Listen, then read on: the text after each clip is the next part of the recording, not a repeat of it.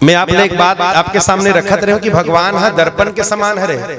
आप जैसे दर्पण के सामने जो स्वरूप बना के खड़े होते हो, दर्पण वही चीज दिखाते हैं, वैसे भगवान के सामने आप जो स्वरूप लेके जाओ, जो भाव लेके जाओ, भगवान वही भाव से आपके सामने प्रस्तुत होते हैं।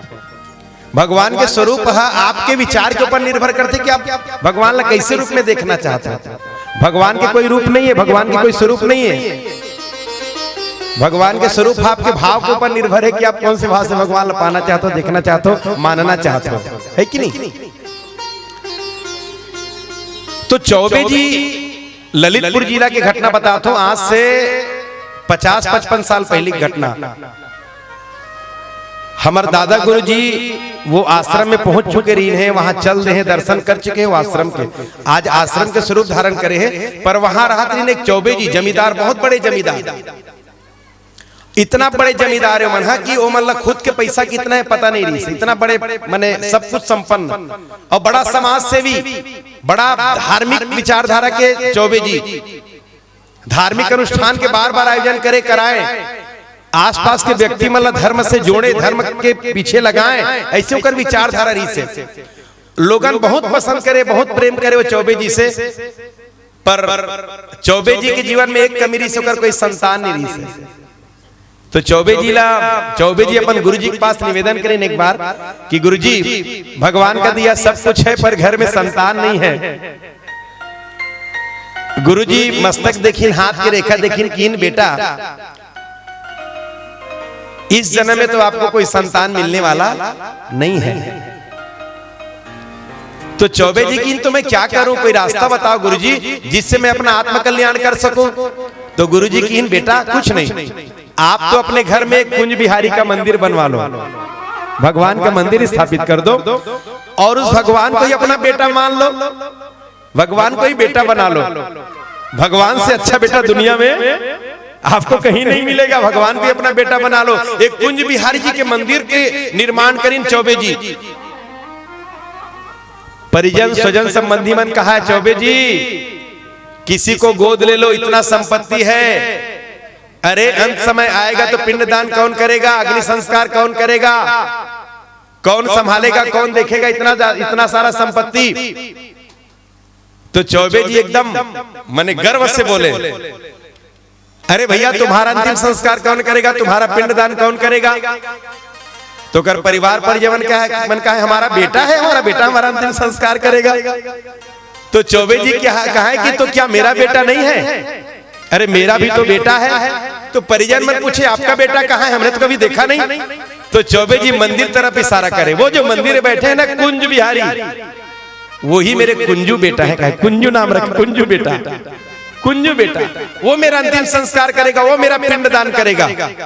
इतना विश्वास, इतना भरोसा। ये मां प्रपद्यंते तान सते भजामि हम, जो मुझे जिस भाव से भजते हैं मैं भी उनको उसी भाव से भजता हूं। अब आप जानो कि आपके कौन से भाव है भगवान के प्रति, आप कौन से भाव लेके भगवान के पास खड़े होते हो, आप कौन से भाव से भगवान की पूजा करते हो, आप कौन से भाव से भगवान ला मानते हो, ये आपके ऊपर निर्भर करते हो। अगर आप दिखावा करत हो ना तो भगवान दिखावा करे बार पीछे नहीं हटे, वो तो आपसे 1000 गुना माने आगे है हर एक काम में। चौबे जी के शरीर शांत हुई, लाखों के संख्या में सब प्रेमी मन चौबे जी के बहुत मदद करे, गरीब परिवार के बेटी के विवाह में मदद करे, काकरो स्वास्थ्य खराब हो जाए तो कर इलाज में मदद करे, काकरो बच्चा बहुत होशियार है पढ़ाई नहीं कर पाए, भगवान वाला दे के रखे रही से वो पढ़ाई में मदद करे, लोगन बहुत प्रेम करे, उकर से लाखों के संख्या में जनता इकट्ठा हो गए, कंधा देने वाला कमी नहीं रही, नहीं रही कंधा देने वाला कमी, हजारों के संख्या में कंधा देने वाला। पर जब शमशान घाट में चौबे जी शरीर रखेगी ना तब मंत्रणा हुई, भैया अब तक तो काम निपट गया पर अब इनका अग्नि संस्कार कौन करेगा, मुखादग्नि कौन देगा। तो पता है आप ना पूरा सभा में वो योजना बनाया जाती कि किसके हाथ से इनका पिंडदान होना चाहिए, अग्नि मुखादग्नि होना चाहिए। वो सभा में रोते रोते 16 वर्ष के बालक बन के, बहुत पहले की बात नहीं बताता, 50 साल पहले की बात बताता, वो सभा में रोते रोते भगवान 16 वर्षीय बालक बन के पीला वस्त्र धारण करे, घुंघरालू बाल, तिलक स्वरूप धारण करके वो सभा में रोते रोते, और डुप्लीकेट रोना नहीं, ओरिजिनल रोना। अब आप कहो कि डुप्लीकेट रोना होते का गुरुजी, तो मैं बता देवत हूं, दुख भी डुप्लीकेट होते, ओरिजिनल होते। आज तो 90% बेटा मन डुप्लीकेट रोते। बाप मर गई कि सुनी पहली पौवा चमका था, अब पौवा पीथे ने पौवा नहीं अधी, और जरूरत वहू नहीं बनी, नहीं पूरा बाटल लगे, और एकदम टन हुई तब आंसू निकलते आखी तन।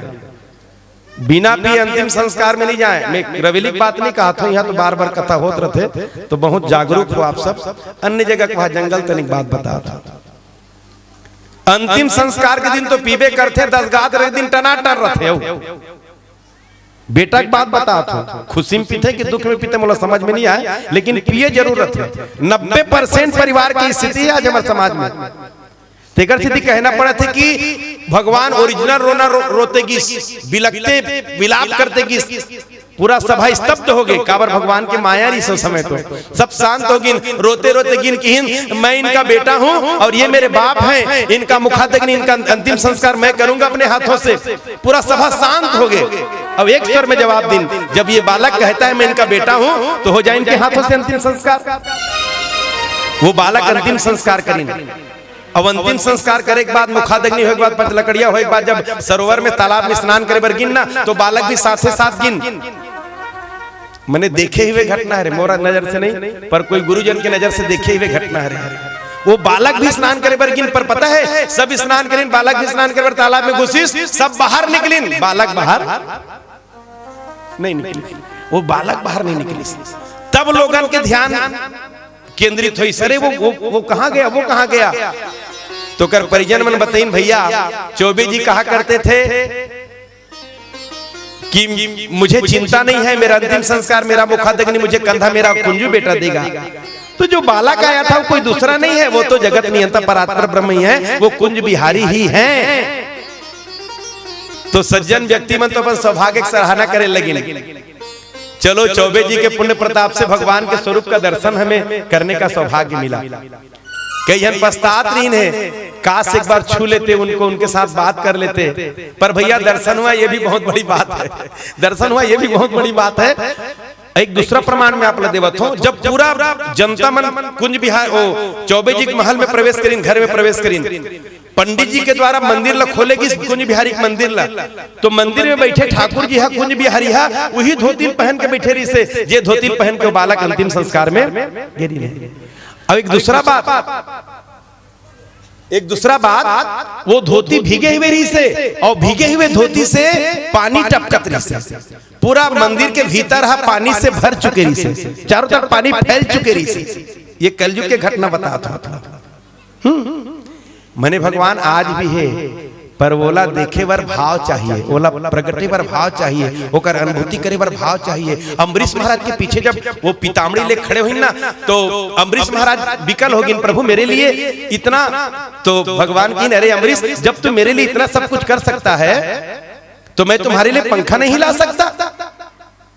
आशीर्वाद प्रदान करीन, अपन सुदर्शन चक्र छोड़ दिन कि अम्बरीश तू तो मेरे पूजन अर्चन में अपना समय व्यतीत करता है, ये सुदर्शन चक्र तुम्हारे राज्य का रक्षा करेगा, संकट में तुम्हारा मदद करेगा, तुम्हें सहयोग प्रदान करेगा, तुम्हारा काम आएगा। सुदर्शन चक्र छोड़ के वापस चले, भगवान अंतर्ध्यान हो गए।